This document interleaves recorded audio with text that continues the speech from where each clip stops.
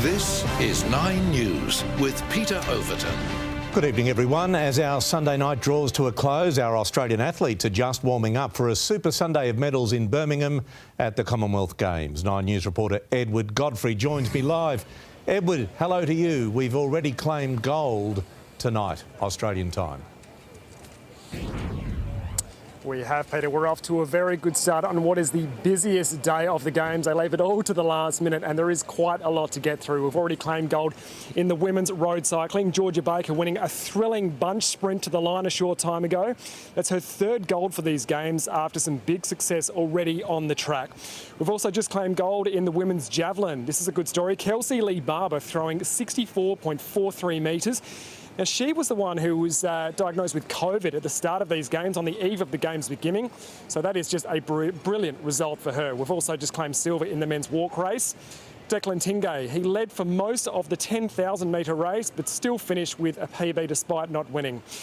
Lots of interest in this one. The netball, we've got the Diamonds in the gold medal match later today. They beat England in the semi and they face Jamaica now. There is a huge interest in that here in Birmingham.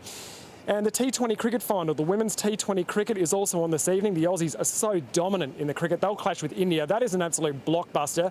And it's a chance for our first ever Commonwealth Games gold medal in that event. Peter Bowl also, he's up later on in the 800 metre final on the track. He is a very good chance. It's been a tremendous 24 hours for athletics for the Australians. And they're calling this Super Sunday, Peter. It's certainly shaping up that way. Great stuff, Edward. As the Birmingham Games come to a close, the countdown begins, of course, to Victoria 2026, dubbed the Regional Games. Yeah, it sure does. We spoke with Jerome Weimar, the man charged with delivering those Games earlier in the week exclusively. He's held a media conference here this morning speaking to the press. Just talking about, he's here with a team from Victoria 2026. They're learning all they can about these Games and how they can apply those lessons to the Games in 4 years' time. He's drawn some parallels between here in Birmingham and Victoria, and that it's really spread out. There's a large footprint. In Victoria, of course, it's going to be across 4 regions, and that presents some logistical challenges, particularly in terms of transport and moving fans between the hubs and from Melbourne out into the regions. He's also revealed today that the MCG will host the opening ceremony before the events themselves move out into the regions. And they're starting to consider what sports might form part of the 2026 program.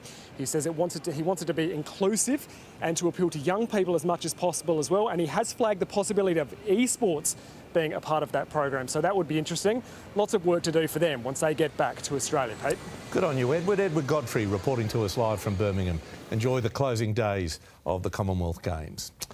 Let's go to Queensland, where the gunman accused of killing 3 of his neighbours over an alleged property dispute is set to face court. Jordan Fabris reports from the Whitsundays.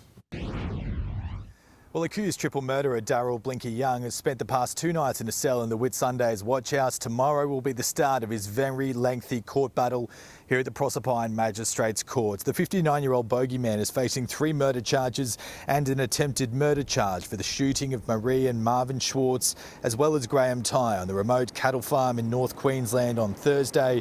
Today we received an update about the lone survivor Ross Tye, his family confirming to 9 News that he is now, and I quote, up and about following extensive surgery for the single gunshot wound to the stomach during the bloodshed. He does, however, remain in Mackay Base Hospital surrounded by family, including his brother Graham Tye's widow and 2 young children. There are now fundraising efforts underway to assist with Ross's ongoing recovery, which will be a long road both physically and mentally. It will also be a long road for Daryl Blinky Young, legally that is, and that journey starts tomorrow.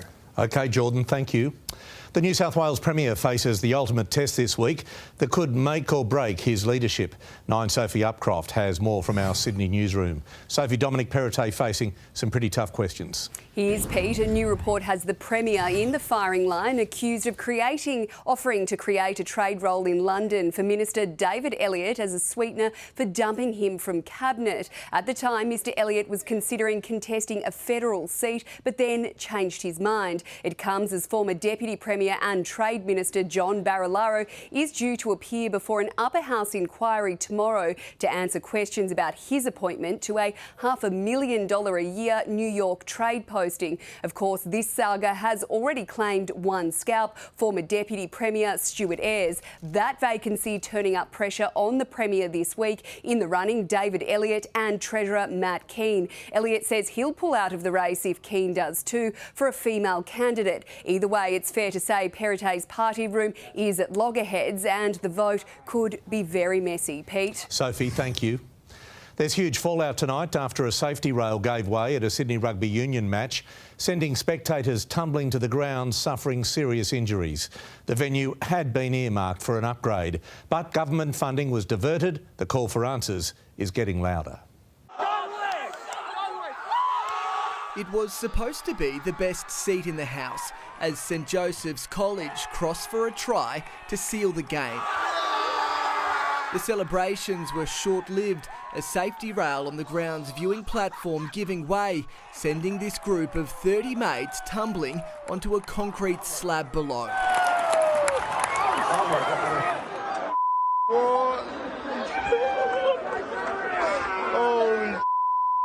You could tell from the start it was kind of like a dodgy area to stand with rusted dynabolts into the concrete. Caught in the pile-up was 19-year-old Joseph Kent and graduates from St Joey's class of 2021. I was at the front on the right. I just people landing on top of each other and... The incident unfolding in front of a 15,000-strong crowd there to watch the rugby game against Riverview. Well, we've been saying for some time that the state of the facility there at Leichhardt is substandard, it's third world, potentially dangerous. What we saw yesterday was the fulfilment of that potential. Just this week, the state government snubbed the suburban ground for an overhaul, instead diverting $250 million in funding to flood victims.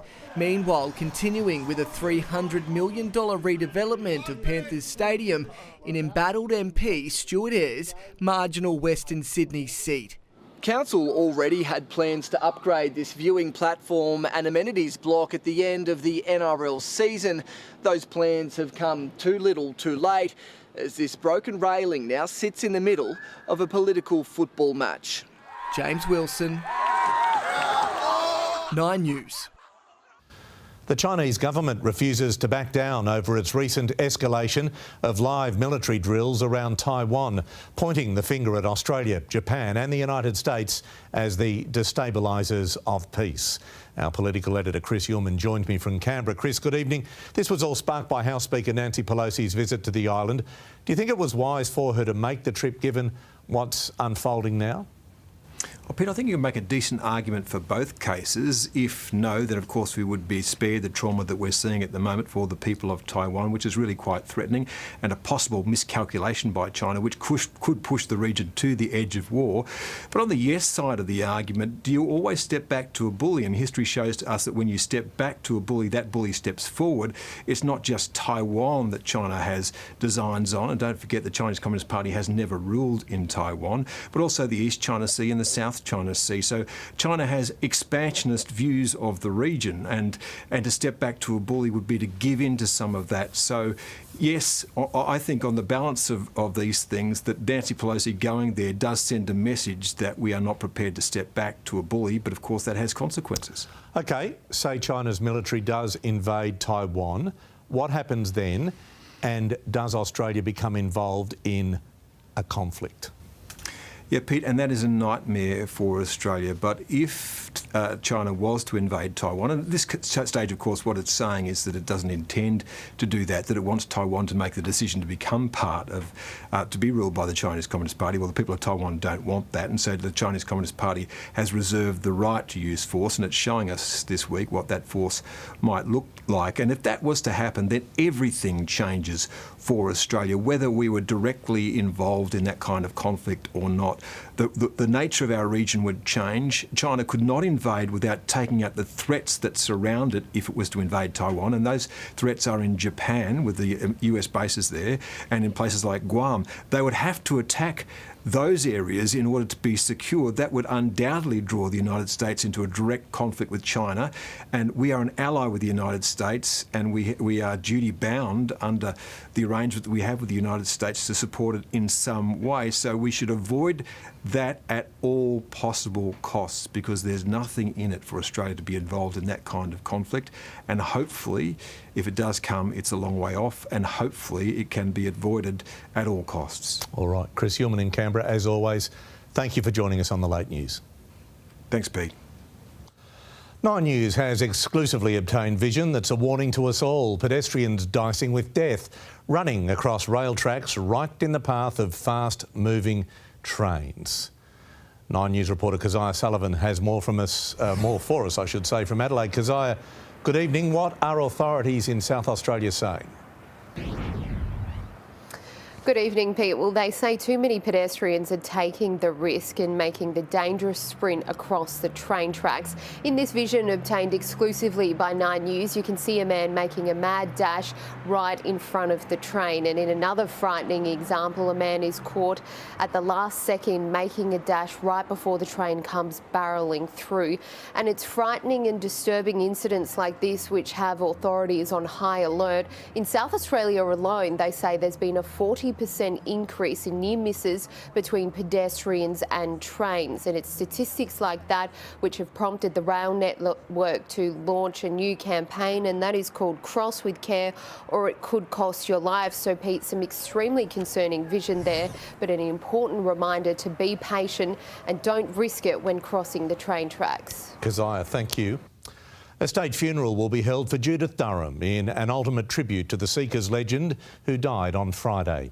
Today, the 79-year-old sister spoke amid her grief, revealing how friends and heartbroken bandmates got the chance to say goodbye. Judith Durham was an international superstar, but for Beverly Sheehan, it's always, this is my little sister. It was a childhood spent sharing bedrooms and singing together. I'd say at about 9, she said something like, I'm going to be famous one day and I'm going to sing on stages all around the world. And Beverly would watch as her little sister did exactly that. For I know I'll never find another. A bit like a 60s Kylie Minogue, I suppose. Beverly says Judith was extremely ill in the days leading up to her death after her lung condition weakened her heart, but the 79-year-old remained positive. I did talk to her at one point and I said, "You're not afraid of dying, are you?" And she said, "No, I'm not." On Friday morning, there was time for final goodbyes from Beverly and Judith's other family, the Seekers. We had a wonderful conversation, and it was only a few hours later that she died. She was really the little sister that I'd never had. Means a huge amount. Maybe it is raining where our train will ride. We were all able to just say how much we loved her and how much the journey had been such a beautiful thing with her, and to go peacefully, which she was quite ready to go. The world would see a new Georgie girl. Judith's voice, oh my God, the voice of an angel, and unique. No other voice ever sounded like Judith Durham. Judith was fiercely spiritual, and her bond with her Seekers family, her big brothers, will live on forever. Everything about her endures. We travelled a fantastic road, and the road hasn't finished yet. It hasn't finished yet. All bound for morning town, many miles away. Reed Butler, 9 News. You're watching 9's Late News, broadcast right across Australia. Next, the call no pilot wants to hear from air traffic control. Qantas 91, just be advised the car behind you has said there seems to be kind of flame coming out of your right engine. Qantas 91, affirm it is a flame. The Qantas takeoff that didn't go quite to plan in Sydney. Exclusive pictures authorities want you to see I think we've just shown that story. So anyway, that's a second look at it for you. And the stripper who found himself at the centre of a strip search and a major panic in Perth.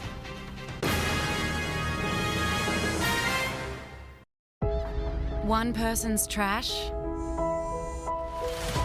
is an engineer's treasure. Engineering, making life happen. Nine's Late News, brought to you by Engineers Australia. Engineering, making life happen. Some interesting scenes in Perth this evening with an entire street shut down and a man arrested after reports he was in a bulletproof SWAT vest and armed with an assault rifle outside a jewellery store. But there is a surprise twist. Nine reporter Ezra Holt joins me with the details. Ezra, good evening. He wasn't quite the gunman police were expecting. Good evening, Pete. He certainly wasn't. Now, workers from a nearby jewellery store raised the alarm and detectives swooped on the suspect. They found out the man wasn't an armed robber. He was, in fact, an adult performer. The 31-year-old man had a party nearby he was getting his outfit ready for, which included a SWAT vest and an assault rifle. Now, police believe this weapon is, in fact, a gel blaster, which is illegal here in WA. So the man has been taken into custody. Police are inspecting the weapon and the performer could be facing serious charges. Pete? OK, Ezra, thank you. There's been a major emergency response at Sydney Airport involving a Qantas jet. Aviation firefighters rushed to the Noumea-bound Boeing 737 after air traffic control reported flames coming from one of the aircraft's engines just before takeoff. Qantas 91 stopping. Qantas 91 stopping. 10, the Qantas 91 stopping on runway 16 left, supply fire east. Qantas 91, Roger Pan, fire is are being notified now. Qantas engineers checked the jet and cleared it to return to service after ruling the emergency a false alarm. Crown Sydney will open its casino tomorrow, more than a year after being deemed unfit to hold a gaming licence. Expect strict rules. The casino will be cashless, with access only for VIPs and their guests. 160 gaming tables are spread across 2 floors and include 12 private rooms. When we come back, Moneyman Scott Phillips joins us for his regular look at the week ahead in finance. To finance and Australia's consumer and business confidence data will be the big ticket items on the economic docket this week. To break it all down for us, with me as always, is the Chief Investment Officer at Motley Fool, Scott Phillips. Evening, Scott. G'day, Peter. How are you? I'm well. How are you? Very well. Thank you, mate. Consumer confidence survey drops Tuesday. What are you expecting? It does. This is a sector that we've seen 8 consecutive drops in consumer confidence from what was obviously a high-ish number late last year, but it really continues to fall away. Consensus estimates is hopefully for a flattening, maybe even a slight uptick, which would be wonderful news. Of course, consumers still dealing with high inflation, high petrol prices and, of course, ever higher interest rates. OK, the business confidence survey will also have key data following the interest rate rise. And this one's been bouncing along at dead even for a couple of months now. NAB uses a 0 as base level. At the moment, it's 1. So it tells you exactly how flat it is. Now, it's not negative, so that's a positive, if you like. But we're hoping for a slight uptick there as well. And these two numbers together are really going to tell the RBA a lot about the impact they're having. They do want to slow the economy. They do want us thinking twice about spending, but not so bad that it craters the economy. So a really important week for data this week. OK, something we should all be paying close attention to on Wednesday is the wage price index. Yeah, we all know, and the Treasurer has said as much, that unfortunately in real terms, that is after inflation, we're going to be going backwards wage rise for a long time to come, unfortunately. But those numbers are out this week. Now, last time around, 2.4%, which was, by the way, one of the best numbers in years and years. Small comfort when inflation's higher than that, but it is going the right way. A number around 2.5% annualised would be about par, fingers crossed for everybody, for a little bit more than that. OK, and before we say goodnight, what's your verdict? What's the markets telling you for us tomorrow? Yeah, not so much my verdict, Peter. I'll go with the futures instead rather than try and make predictions. But the good news is we're looking for a gain of about 0.6%. A good trading week last week in Australia and the US. hopefully that continues into the new week from tomorrow. Scott Phillips from Motley Fool, thank you for joining us as always on the Late News. Thanks, Peter. And when we return, Natalia Cooper will be here with the week ahead in weather. Good evening, Pete. Parts of South Australia, Victoria and New South Wales woke to fog this morning. More wild weather is on the way for southern WA over the coming days after they were smashed last week. I'll have the full forecast for the week ahead next.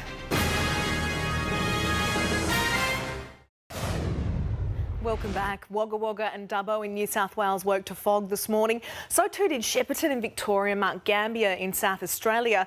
To the charts, and a cold front and trough will cross southern WA tomorrow, bringing showers, gusty winds and potential thunderstorms.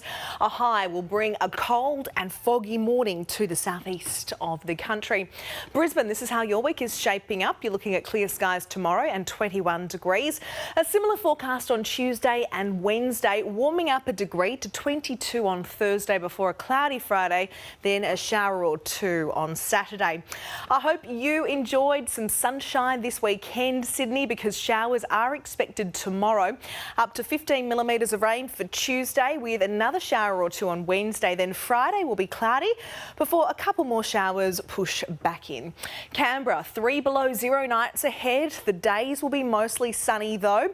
A cloudy skies are expected on Thursday ahead of showers on Friday and then again over the weekend. Melbourne, partly cloudy and 14 the next 2 days, down to just 3 degrees on Wednesday morning ahead of a top of 16.